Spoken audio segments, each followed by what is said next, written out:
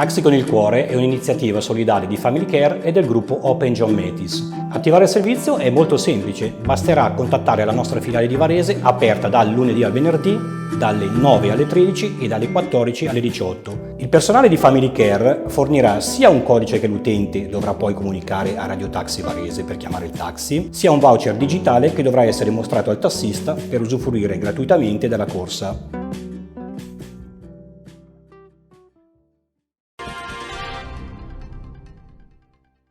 Buonasera e ben trovati con l'informazione di prealpina.it. Apriamo il telegiornale con una notizia che arriva da Samarate ma ci porta nello spazio.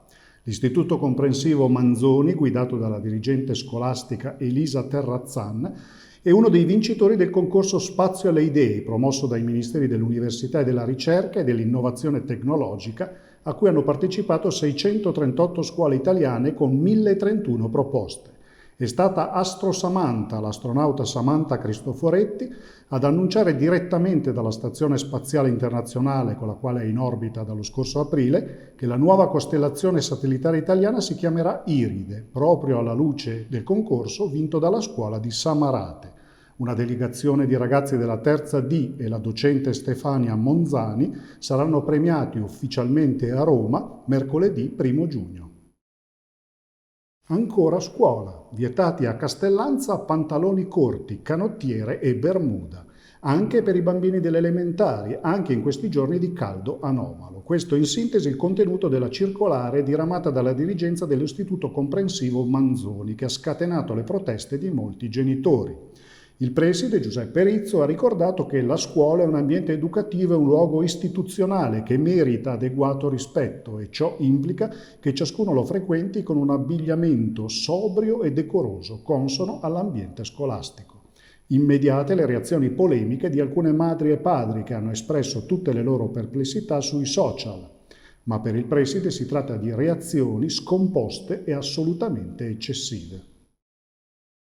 Andiamo ora a Varese, da dove arriva una notizia che potrebbe rappresentare un duro colpo per i vacanzieri dell'ultimo minuto. Presentando in questi giorni la richiesta di rinnovare il passaporto, si otterrà il primo appuntamento disponibile per il disbrigo delle pratiche a fine settembre. Vediamo il servizio realizzato dalla redazione.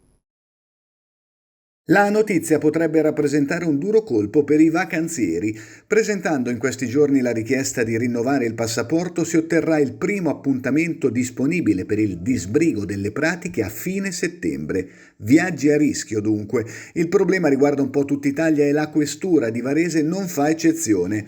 Ma perché si è arrivati a questa situazione? Da Palazzo Italia spiegano che i motivi sono due, la pandemia e la Brexit. Durante l'emergenza coronavirus l'impossibilità di recarsi all'estero ha spinto molti cittadini a non rinnovare il passaporto.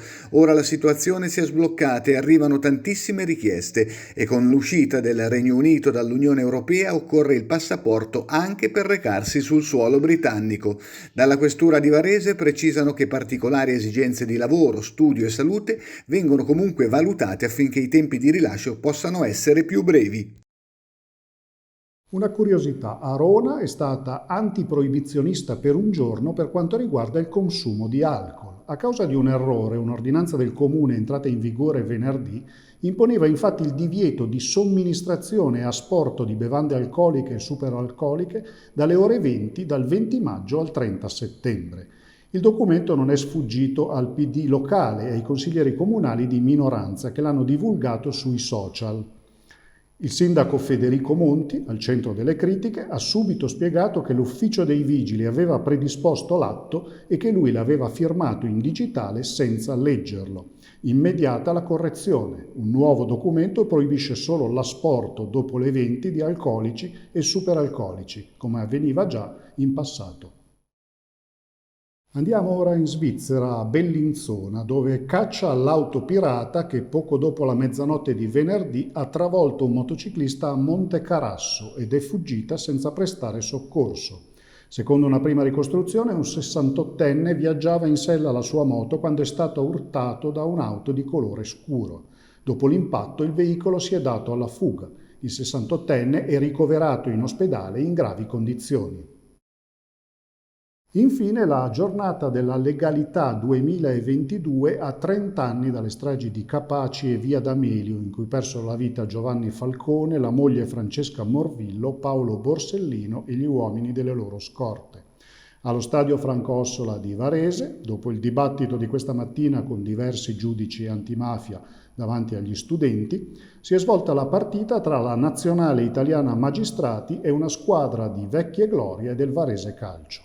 Hanno vinto alla fine le vecchie glorie ai rigori per 9-8, dopo che la partita si era conclusa con il risultato di 4-4. Questa era l'ultima notizia, l'informazione di prealpina.it torna domani sera alle 19. Buona serata e buona domenica.